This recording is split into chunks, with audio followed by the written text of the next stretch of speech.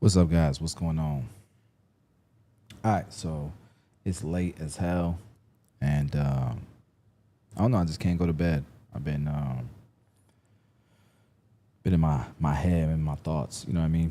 But I pulled up this video, this podcast. I've just been working, and there's a lot of questions in my head. There's a lot of like challenges that I'm trying to figure out solutions for, and I got into this podcast episode that I've never seen. I don't got no views either, I don't think. But I think it's gonna be interesting to watch, and I figure why not make content out of it? Why not stream it if I'm gonna watch it anyways before, so I could go to bed. But shout out to everybody who's up late. I ain't sure why y'all up so late.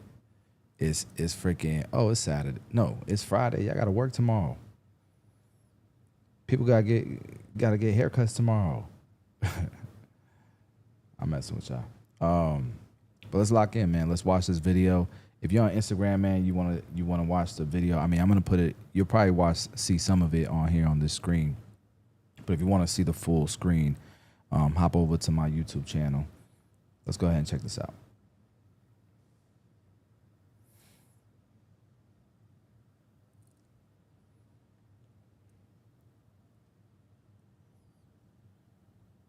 Employed are more driven, if I'm honest. Just work as hard as you can and you'll be rewarded for it yourself. I say be wary of the hours, set some boundary standards from the start because it gets easier. And then one of the things, again, that's going to come out from the Labour government, what they're going to do for a work... Y'all are not hearing this. Wait, that's low paid. So this is, I guess, this is Vagaro. It's a booking software. I'm gonna be launching a booking software here soon to compete. I think it's gonna be the best booking software in the world, and I partnered up with two very intelligent individuals who had a lot of the work already done, and we've come together because I was working on an app myself. I was coding one. This is an app that I coded, and this is not new, but I made this to invest into options. I coded this from the ground up. Nonetheless, we're going to be competing, and I just got to get familiar with what's going on because I've always just used my own booking apps, but I know there hasn't been a solution out there for what I'm trying to build, what I'm trying to do. So appreciate these lives. Thanks, man. PZ, what's going on? What's up, yo? I'm just on ChatGPT learning. Been sole proprietor for a year. Want to open a shop and incorporate, find an accountant, open. All that I've created, man. We have an accounting firm called Pi Accounting that's great for barbers and self-employed entrepreneurs. Go check it out. All right, let's go ahead and continue watching this. On low sort of hours, they're going to look at a 12-week reference. Can you guys hear it on Instagram? Let me know. Period. Average out what hours you've done over those 12 weeks, and then you'd have to provide guaranteed hours for the next block of 12 weeks, which is frightening, isn't it, really? What would be a red flag for someone recently going self-employed?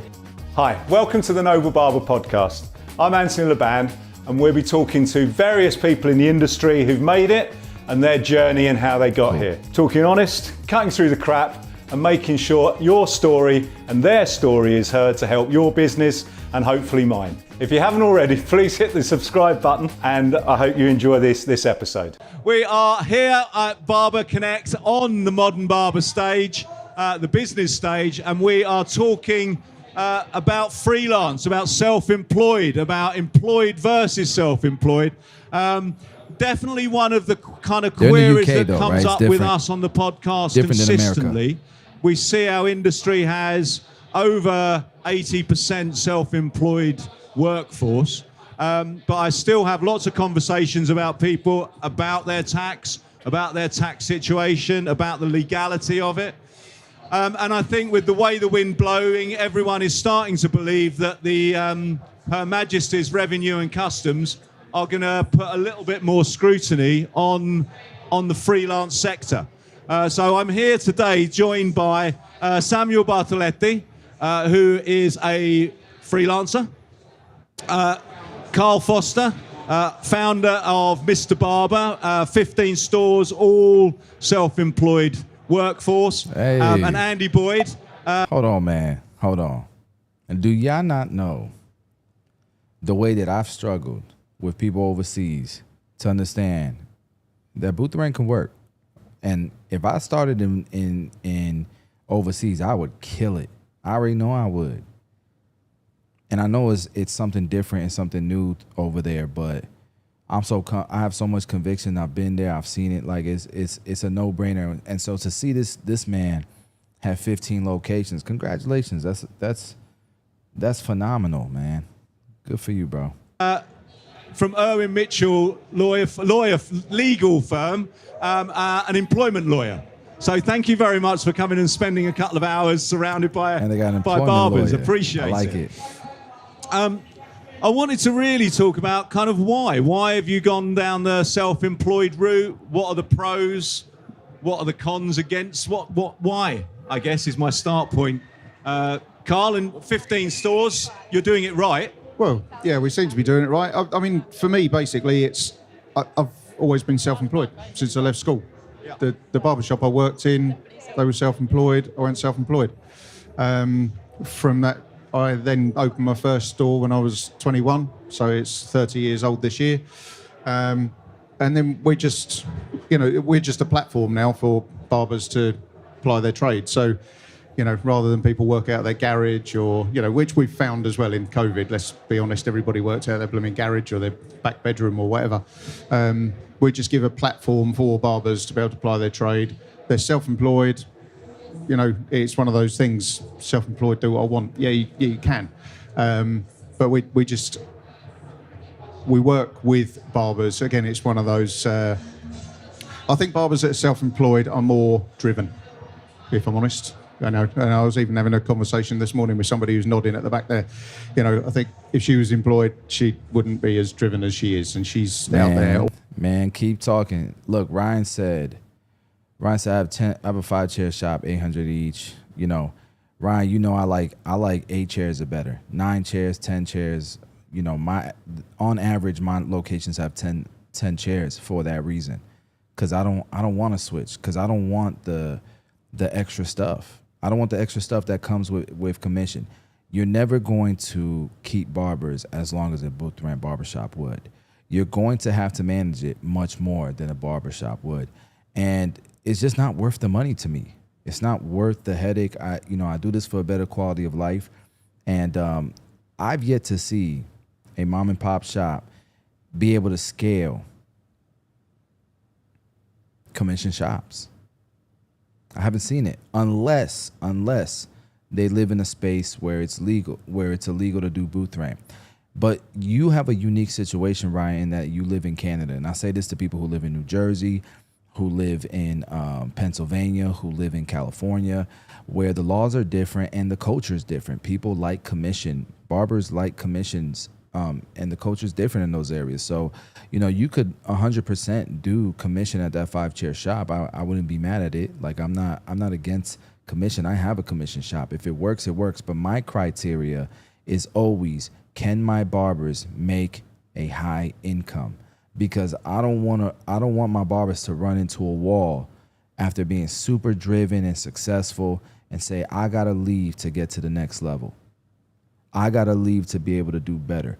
I want to, if I'm gonna open a location that's a commission shop, it needs to be in a place.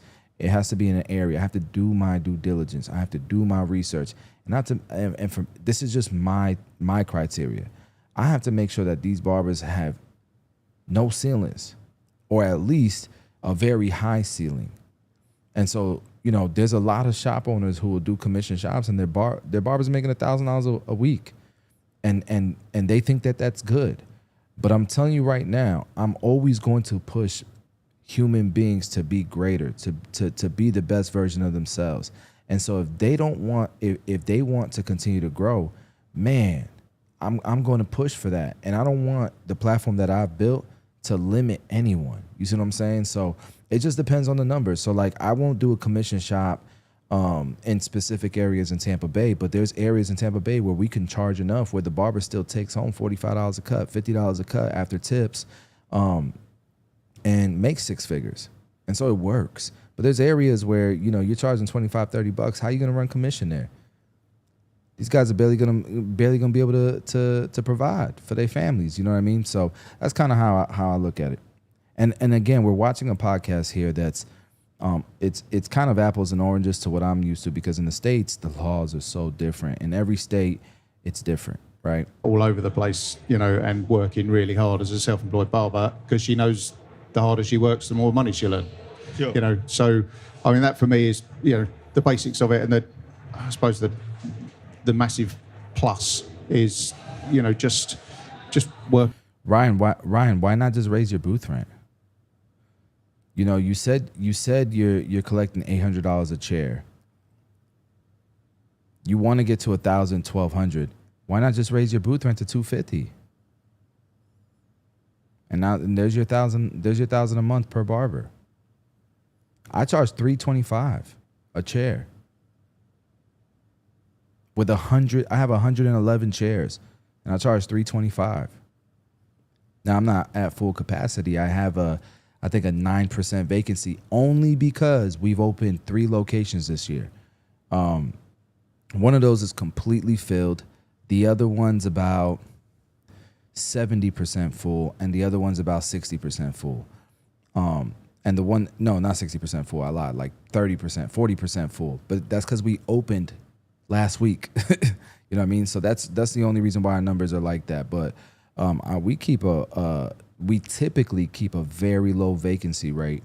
If we have 3 chairs that are available any given month, that's typically a lot for us. So work as hard as you can, and you'll be rewarded for it yourself. That's the key, really. Excellent.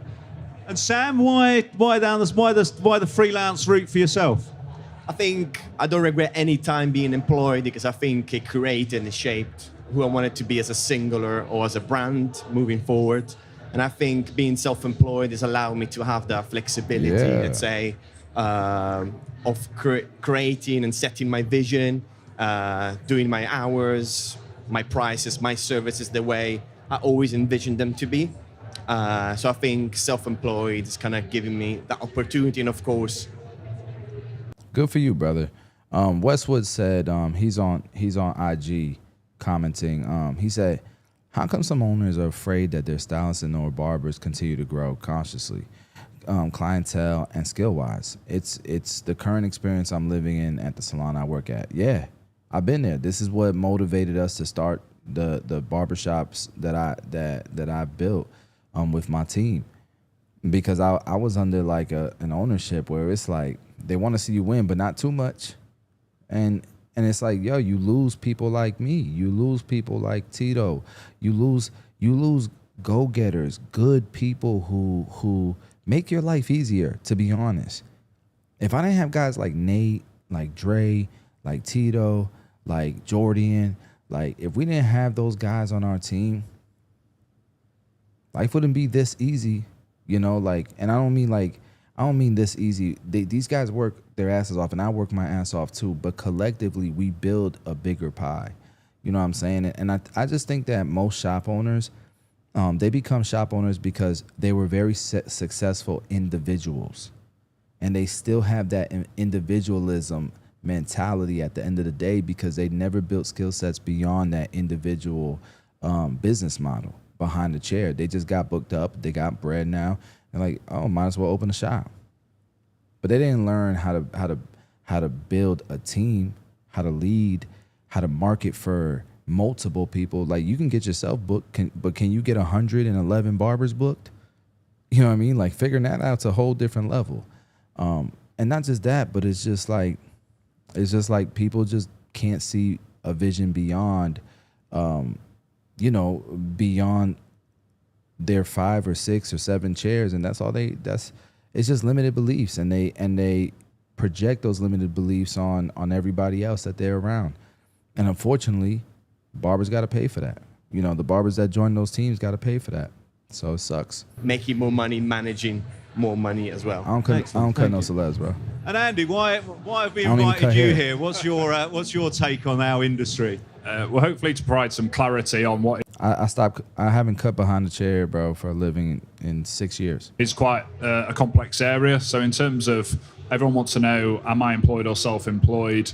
Well, there's It's 5 actually years. 2 tests. There's a tax test and there's an employment status test. And that's where it's really difficult. So hopefully that'll come out in the conversation. But it's much more simple, I think, to decide from a tax position whether you're employed or self-employed. But then you move to employment and you're freelance and genuinely self-employed. You might be in that sort of freelance worker, or you might be a genuine employee. So actually, there'll be a lot of indicators, which obviously you guys will be trying to make sure that you're ticking all those boxes to ensure that your staff or you're working as a genuine self-employed person. As you've raised, the VAT man is probably the biggest concern for.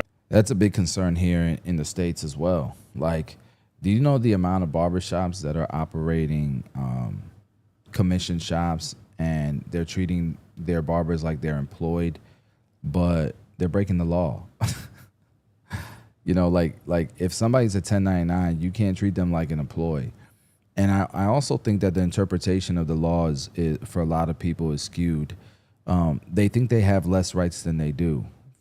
You know, some people who have 1099 commission barbers think they have less rights than they do.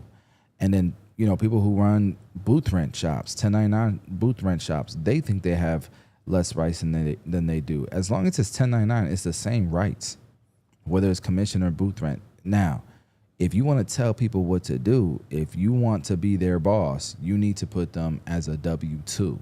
And there's a avatar that is attracted. There's a certain type of barber who's attracted to that W2 opportunity. They're good with making a $20 hourly wage plus tips, or not even. What am I talking about? $10, $15, $12, minimum wage plus tips, but they get health benefits. They're good with that. And like for me, like a healthy barber as an individual, you can get the best insurance out there for $200 a month. For literally your first tip of the day, just save it. And you'll be able to pay for your insurance. Just a tip. I'm not even talking about what you charge for the haircut. But a lot of people don't know that, so they put a lot of value in health benefits and stuff like that, right? So just some people value stability more than opportunity, more than higher ceilings, right? And that's okay. There's a certain type of barber that does that, and that's why Great Clips is successful. Sports Clips is doing amazing. But there's also a lot of turnover in that, and there's a lot of unhappy people. And dude, there's a huge Facebook group on Sports Clips, and all I see all day in this damn Facebook group, let me show you. In this damn Facebook group is people complaining about their damn job at Sports Clips. And no knock to Sports Clips. You know, like, I respect the business model, and I know there's people who love working there. But look at this, bro. Let me see if it'll work. Oh, yeah, I can't see it. Hold on. I'm going to try this again. Now, y'all not going to be able to see it, I don't think, on Instagram. But my YouTube crowd, y'all going to be able to see it. So check this out. It's called Sports Clips Shenanigans. You see it? And you can see, bro, people post anonymous, and they just be talking shit all day about their job at Sports Clips. But then, look, there's people who love it. And good for them. I love that for them. And they might be making some decent money, you know, you never know. So, but with that being said, like, if you hire somebody as a booth rent barbershop owner or a 1099 commission shop owner, so these are independent contractors, right? You can lease them a booth or get into contract with them, and as long as they agree with the terms, then you can hold them accountable for it. You can't threaten them with firing them because they're not your employees. But you could say, hey, man, you know, I don't know if I'm going to rent you a booth. I'm going to keep renting you this booth if you just keep showing up whenever you want, when you told me these were the hours you were going to work, because that's the opportunity that I had. That was the agreement that we made. And you're not meeting your end of the bargain of the contract. And so I'm about to eliminate this contract. I'm about to eliminate this lease. right? It's how you word it, you know. And as long as you're not telling people what to do, what they have to do before you hire, like when you hire them or after you hire them, you're good, right? And there's also there's a right to the shop owner or to the business owner in protecting the business's best interests.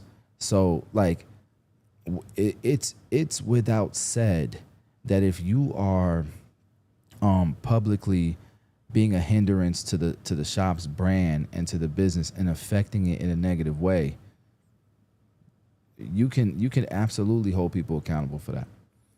So I know a lot of people don't realize that. I don't know about this podcast episode. It's a little bit slow. I don't know. Let's keep. I'm gonna keep trying though. I ain't giving up. One in that situation.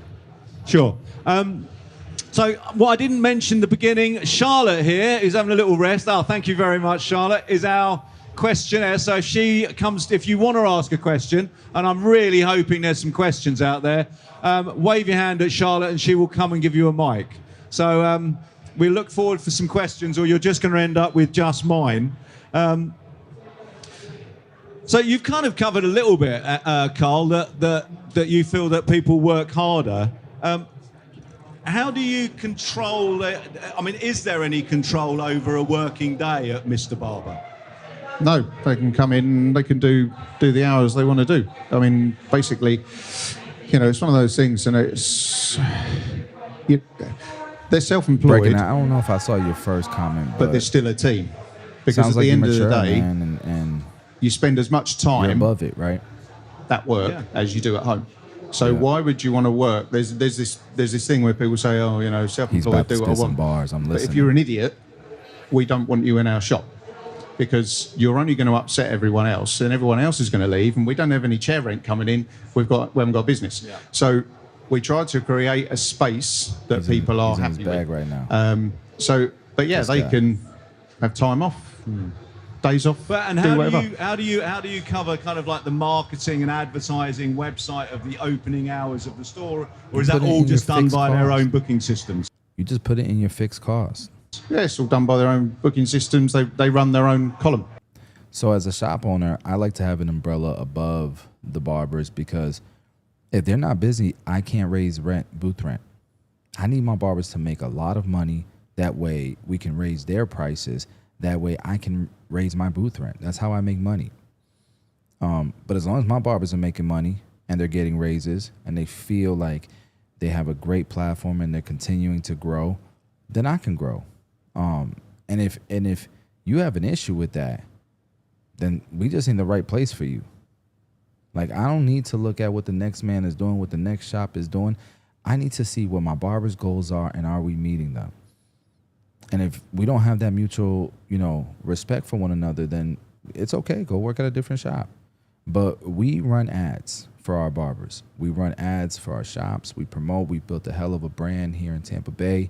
We're the biggest shop chain out here. And, our barbers, obviously, they see the benefit of it because we don't have a high turnover whatsoever.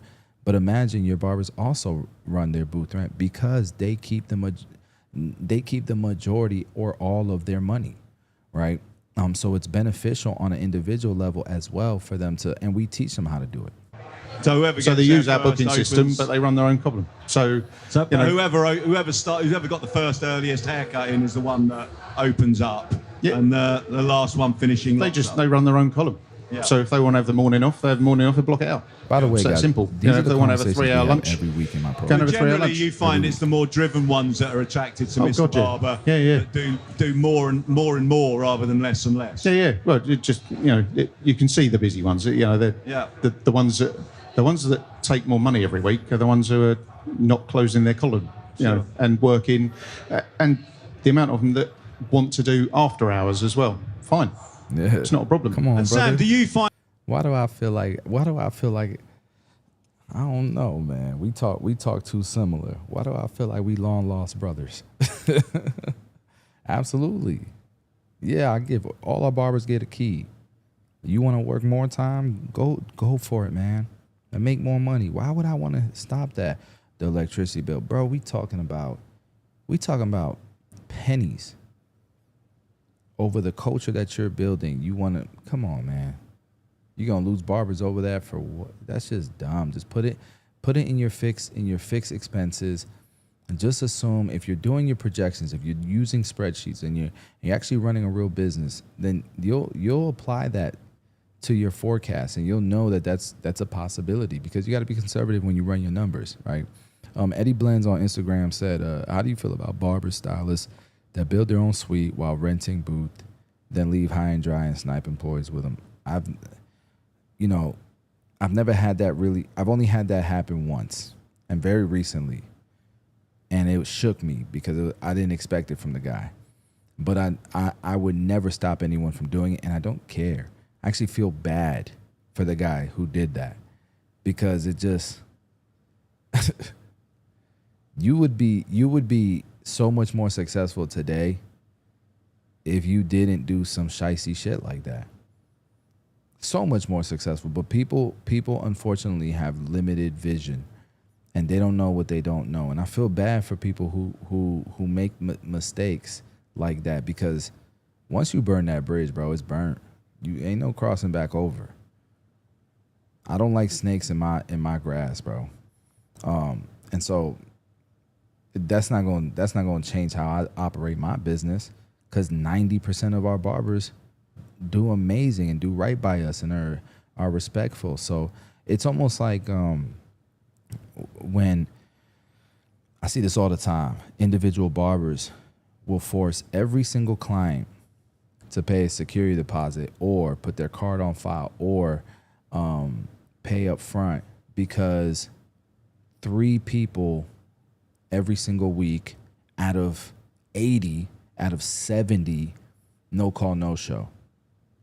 So based on what happens to 1% of the time, you're going to affect 99% of your customers.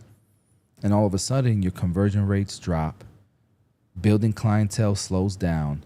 Because I don't know about you guys, but the moment I got to put a card on file and I've never got my haircut with you, there's a chance I'm probably not going to finish booking. And you can have whatever ego you want, but the data is out there. The more friction that you add when you're running ads or you're trying to build clientele for your shop, the worse your conversion rates are going to be. It's just dumb. It's just small-minded. It's limited thinking. And you're so affected by what 1% of people do that you make dumb decisions, right? To me, that's the same thing that the barbers do, and it's the same thing that a barbershop owner is doing if they're affected by what that barber did by going to a suite and stealing clients and leaving them high and dry, whatever.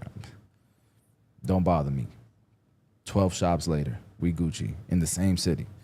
Find that actually it gives you that freedom to balance your time, or do you find actually you work harder than you ever did just to make some money?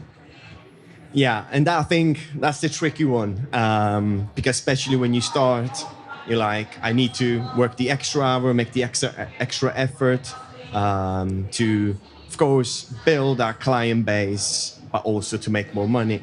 So I think it's fitting everyone in, everyone last minute, open 7 days a week. They be hustling. I think like you do that at the start, but then eventually, 2 years in, it kind of hits you like you want to kind of create that balance. So I think that's the tricky part, like setting hours. I got you, bro. And because of course you got everyone used to the fact that you're always available any time of the day, any time of the week. So it kind of gets tricky to then create that balance, stick to your hours, especially as you get successful. Sure. So let's open this up. Is anyone here freelance? Can't join in, give us a hand. Not Who's one. freelance? See what I'm saying? They don't do it out there. They don't do it in the UK. It's not as popular in Canada, and it's crazy. So when I bring it up, people looking at me like I'm crazy. I'm like, bro, I know if shit hits the fan here in America, I can go anywhere in the world, run the same play, and take over. I already know it. Like it's. There we go. Not that will ever happen. Obviously, that's very extreme thinking. But I'm just saying, that's how much I believe in what we do out here. Thank you. Hello, everyone. Hiya. So, I just opened my barbershop now 1 week ago. Congrats. Congratulations. Thank you. And I'm looking for the barbers now. I don't know what should I do, to rent chairs, to be self-employed, or to do, I don't know, commission. Guys, barbers do this, man. Why are you opening a shop and you don't already know this stuff? If you're thinking about opening a shop and you're really close to doing it, please join the mentorship. Please. It's a very small price to pay to leverage and learn and speed up the process so you're not in this situation. The man's already has all these business expenses that he's covering. And by the time he hires a barber and he gets them ramped up, it's going to be months. By the time he fills his shop, it's going to be years. He's literally going to be lucky if he breaks even in a year. Why would you launch a business? You don't open it and then build it.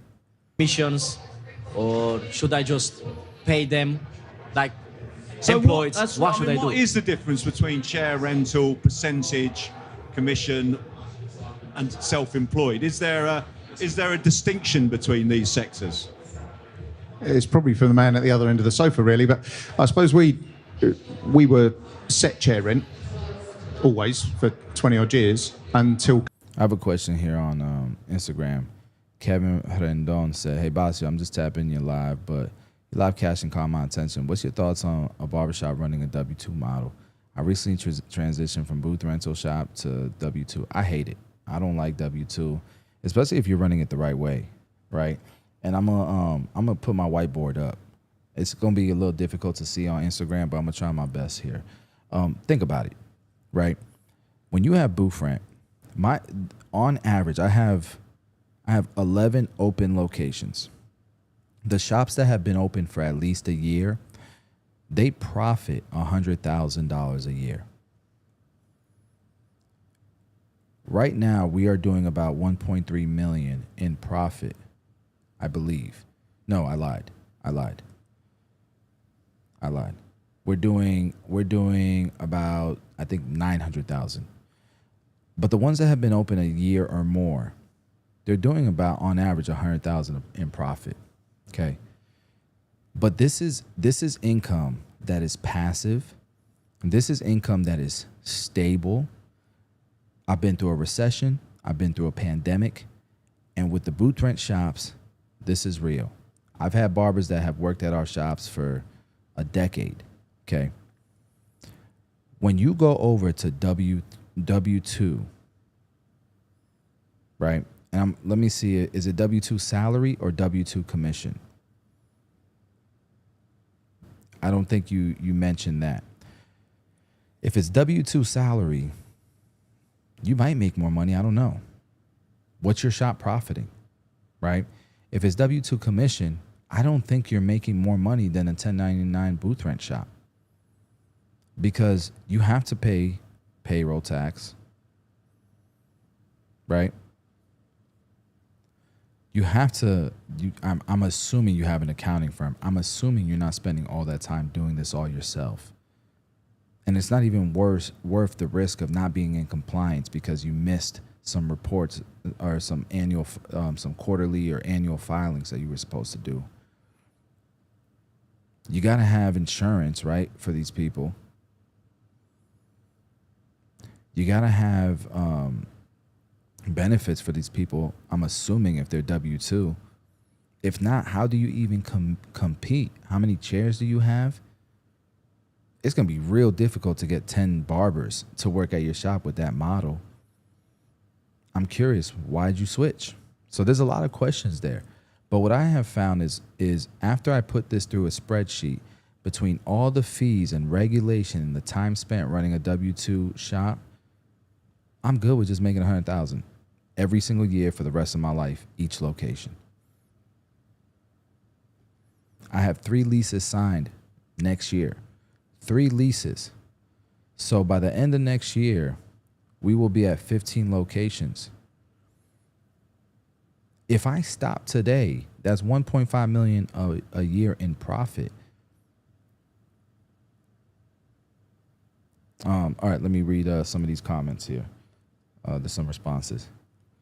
It's like the example you gave the other day. An owner should have so many walk-ins that barbers are seeking working there. Yep. Is pocket watching good as a shop owner? Yeah, you have to if you want. It depends. If you're pocket watching because you want to hold people back, that's stupid. If you're pocket watching because you want to make sure they're eating, they're doing good, and your shop is growing, I mean, of course you should pocket watch it. Yeah, a shop owner should be checking their KPIs all the time to make sure that their shop is performing and their barbers are hitting their numbers, their goals. They're hourly but earn commission once they hit a certain threshold. Okay, and how much is the shop profiting? I've seen a lot of people that do commission or they do salary, and they're lucky if they do 100,000 net after all expenses and taxes and everything. And that's why I just be like, even if you made 150, I'd rather run a booth rent shop. I don't do anything. There are going to be some locations I don't visit in an entire year. I can't. I don't have the time. I love my team and I appreciate everybody, and I hope and I make sure that they're successful. We have management, we have a team, and we make sure that they're supported. But I couldn't scale it. I could not scale a W2 salary shop, especially in Tampa Bay. Are you kidding me? You get eaten alive. Can you give me advice? I get no clients. I've been cutting for 7 months. What are you doing to get clients, bro? And whatever you're doing is definitely not enough. You should be doing 10 times, 100 times whatever it is that you're doing. But I'm pretty sure I can look at what you're doing and you're not doing enough. How do you base the amount of inventory to bring a percentage of the past amount of attendees? Oh, okay. If I ask a question about having a vendor booth at an expo, please and thank you. We don't bring much inventory because it just costs too much money to get it there, and then to ship it back if you don't sell. Oh my gosh, it'll take all your profits. And shows, typically we don't look to make money. We're happy if we break even, but a lot of times we don't break even. And sometimes we make a bunch of money, but sometimes we don't break even. I assume by the end of the year, we didn't make any money. We probably lost some money. That's what I assume when when we have a schedule of shows. And so you better be prepared for that, because that's the reality of it. You go to shows to build a deeper connection with your customers and your clients, and to build culture if you have a team. How can you make 6 figures at a booth rent as a booth rent owner? I'm guessing paid in $250. My booth rent is $325. $325 a week. I have 111 chairs. 111 chairs. And the way that you're able to charge that is make sure the majority of your barbers make 6 figures, or have that opportunity, or at least they're happy where they're at. You're not micromanaging people. People feel like they can build the life that they deem successful. It doesn't have to be a financial goal. It can just be, damn, it's super flexible. They're cool. This works. It's a win-win-win for everybody.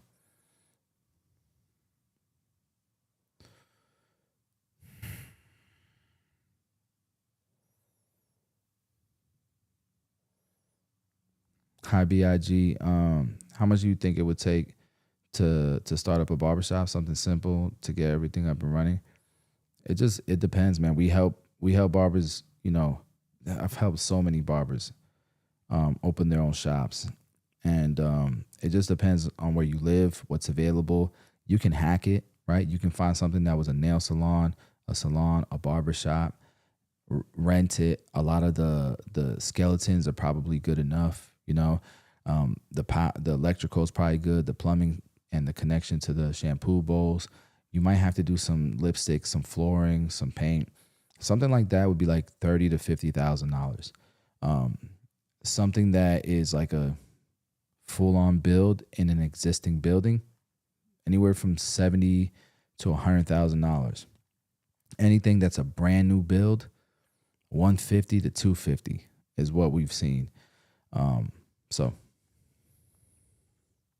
And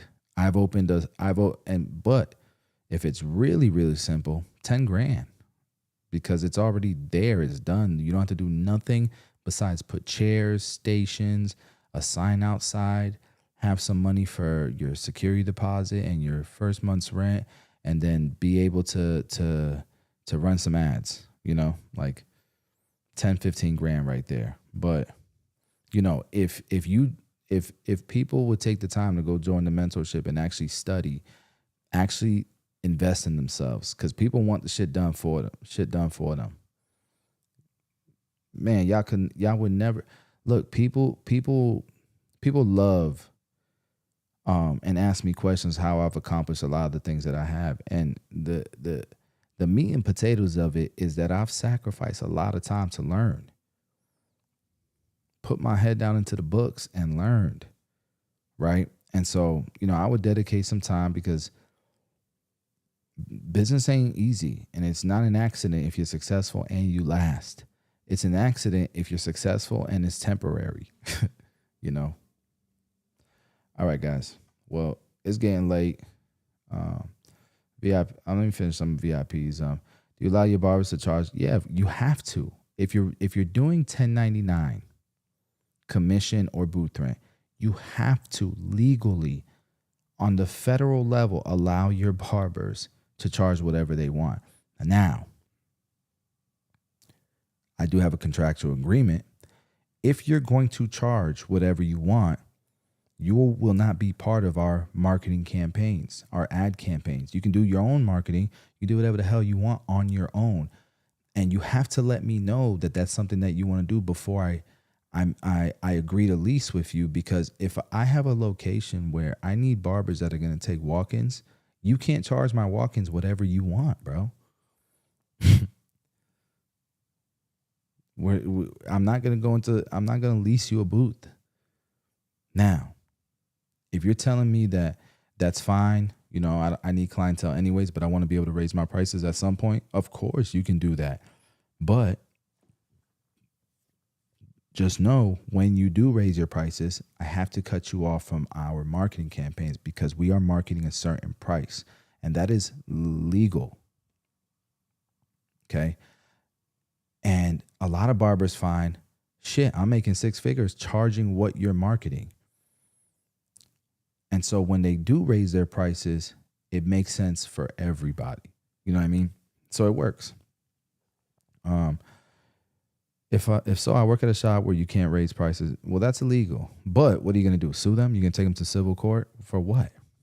And that's the thing. The system is so dumb.